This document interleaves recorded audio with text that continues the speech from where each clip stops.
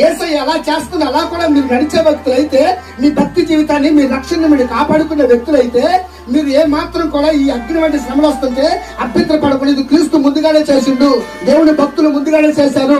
ఇది ఎంతో మంది పరిశుద్ధులకు వచ్చిన, ఇది నాకేం కొత్త కాదు. వాళ్ళు వెంబడించిందే, వాళ్ళు వెంబడించిన మార్గంలో నేను వెళ్తున్నా కనుక నాకు కూడా వస్తుంది. నన్ను వాళ్ళని దీవించిన దేవుడు నన్ను కూడా దీవిస్తాడు. యేసయ్య పునరుత్థానం లేచిండు, ఆయన పునరుత్థానపు బలంతో నన్ను కూడా లేపుతాని నువ్వు విశ్వాసం ఉంచిన వ్యక్తులైతే మహిమ, రాబోయే మహిమ అనగా బయలుపరచబడినప్పుడు మహానందముతో సంతోషించు నిమిత్తము క్రీస్తు శ్రమలలో మీరు పాడి భాగస్తులై ఉన్నంతగా సంతోషించుడే.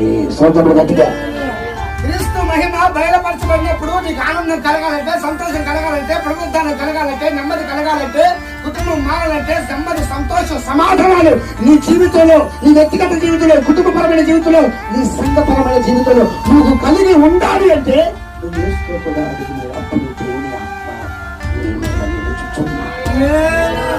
ఆత్మ